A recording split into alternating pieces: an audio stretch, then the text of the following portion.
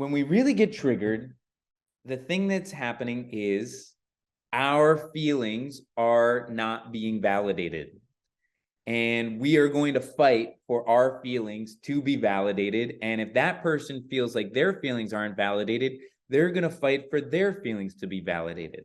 And then you have two bulls locking horns, and nothing usually great comes out of that unless somebody else gets overpowered by the other person, but then that person goes away and has resentment, and that's no good either.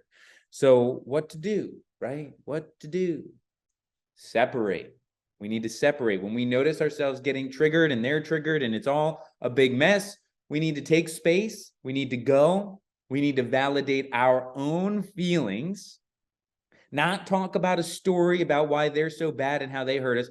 Validate our feelings. And so when I say validate our feelings, I mean, wow, I'm really angry. Wow, that really hurt and, struck a chord of betrayal in me. Wow, I feel powerless. Wow, whatever I actually feel. Not, oh my goodness, I can't believe that they are blaming me for not doing this. I can't believe that they didn't do this or that. I can't believe that they don't care about me. They don't respect me. Not that. Those aren't feelings. There's a big difference between feelings and stories, right? And so we got to understand the difference between feelings and stories. So when we separate, we go and we validate our feelings without the stories, so that when we can come back together, our feelings are already validated. So guess what we can do once our feelings are already validated? We can validate their feelings. Now, to be clear, when you validate somebody else's feelings, that does not mean that you are telling them that they are right? That they are correct, that their behavior is okay. You're not condoning anything by validating their feelings. You're just validating their feelings. Because what happens when you validate someone else's feelings? They can finally drop out of their sympathetic nervous system into their parasympathetic nervous system. And as we know, we can't heal when we're stressed. So we need to de-stress in order to heal. And that applies physically, mentally, emotionally, spiritually. We need to not be in a fight or flight mode in order to actually heal and have a conversation. So by validating their feelings and knowing that you're not actually without condoning their behavior, you can bring it to a neutral place where both people can be calm. And from there, you can have a conversation about what behaviors elicited certain feelings and dig deep into what those feelings really are, what those behaviors really are, and make compromises and come to new understandings and new ways of relating to each other. So what happens when we can't control our triggers, right? We've all been there where we're like, and in my experience, when I can't control my trigger, it's one of two things. The first thing that it normally is that I don't trust myself to handle this later. I don't trust myself of like, well, if I don't say it now, I will never say it later. So I need to say it now while I'm angry enough, while I'm emotional enough to not back down. Because ultimately, I don't trust my calm self to handle the situation. And so if my calm self has historically been, oh, it's okay, it's fine, and pushed everything off, when I finally do get triggered, that part of myself that is there to protect me and to keep me safe is not going to want to let go because it doesn't trust that it can be handled in a conscious and intentional way later, and then I'm going to continue to get walked all over. So what do you need to do there? You need to build self-trust, and we'll discuss that in a moment.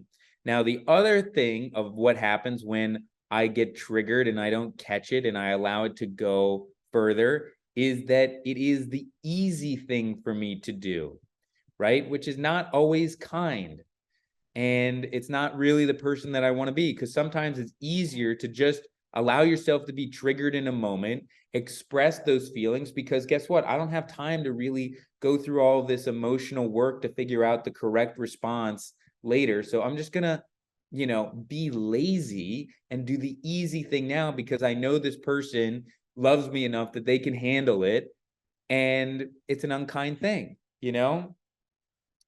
So those are the two things. So what do we need to do in order to build the trust to build the trust with the part of us that feels triggered, and to allow that part of us to also feel like it's easier to go the other way?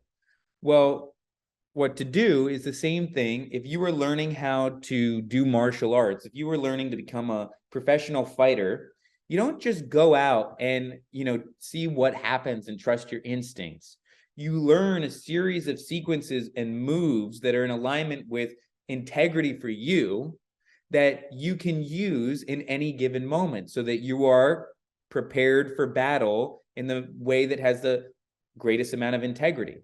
Because if I'm not prepared for battle, I could do some real damage to somebody else that I don't intend to actually do, just because I get scared and I get triggered, right?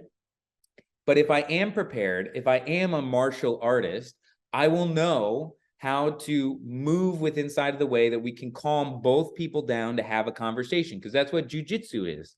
It's the most peaceful tactic to allow to maintain control over a situation so that it can be over with the least amount of damage possible to both parties, right? Because that's what we want when we get triggered. We want to end it and come to a resolution where both people feel happy with the least amount of damage possible.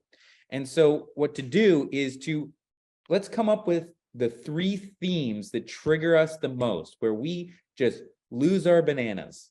And that might be when you don't feel loved or respected, when you feel like somebody is trying to overpower you, when you feel like somebody is, embarrassing you or bragging or doing something, like whatever those things are for you. What are the themes that trigger you, where you lose your bananas for a little bit? And it's okay to lose our bananas. There's nothing wrong with losing our bananas every once in a while. And it's actually a beautiful thing. Every time I lose my bananas, I've learned to say thank you. Now I know where the holes in my pockets are for my bananas. So I have an opportunity to go and sew up those holes so the bananas don't slip through those holes in my pockets anymore. Because every time that we get triggered, it's an opportunity to look at the part of us that is asking to be healed, because the universe presented us this part of ourselves that is asking for attention by putting somebody in our life to trigger the fact that that wound is still open. So it's a beautiful opportunity for self-growth and evolution. All right, so we've written down the things that really trigger us. Now the question is, from a place of calm, what are your emotional jujitsu moves?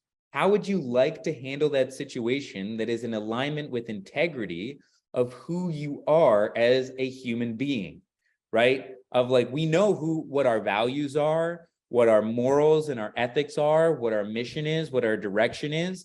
Now, how would the person that is living at the highest level of what you would like to be handle that situation in the calmest, most logical way, right? And from there, we can drill that so that, right? So if I got into, because I practice jujitsu 3 times a week, if I got into a fight, I wouldn't even have to think about it. It would just be muscle memory, right? I wouldn't have to do anything. And it's the same thing that happens emotionally. And if you emotionally have a plan for what to do when you get triggered, you will execute on that plan. And just like a real fight in life, things don't always go as planned.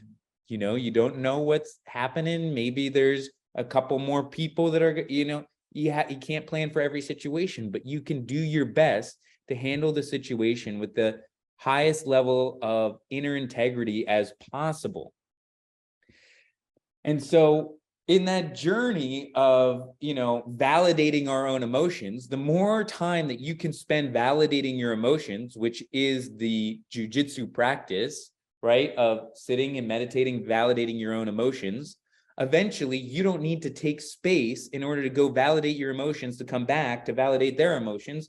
It just happens instantly because all of your emotions are validated. And when all of your emotions are validated, you're actually not the one that's triggered, and you're just dealing with somebody that is triggered. And in that moment, you can react in all the ways that you want to react when somebody else is triggered.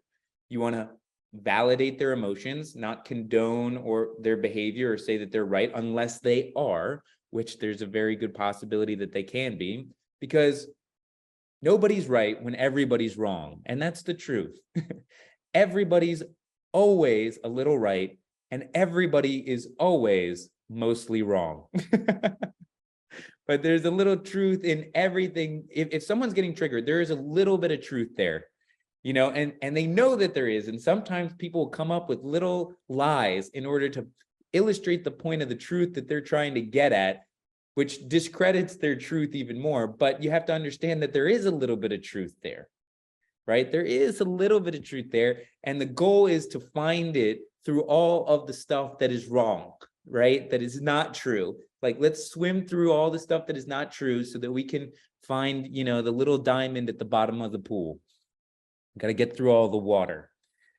And so when we can identify the things that trigger us and come up with how we would like to handle those situations with certain people and rehearse those situations in our mind and with other people, then we become emotional jujitsu black belts, right?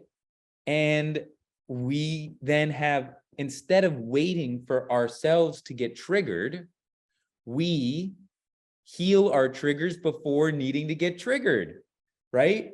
So if we have like a money trigger and we work on, our money trigger, and so say it's not a person, but it's a, energy like money. And we know that when we get like a notice from our bank, or we check our bank account or something like that, and we get triggered in an entire frenzy, if we plan for that ahead of time, we'll know how to execute in a moment where that happens. And most likely that we won't need to get triggered around that again, because we handled the trigger before getting triggered. It's preventative care. It's preventative care, preventative emotional care, right? We have this preventative physical care of like, we're taking our vitamins and going out in the sun and drinking our celery juice. But what is your preventative emotional care? Maybe meditation, but is it focused and strategized for the things that will come up in your life that you're working on, not avoiding, but mastering, right?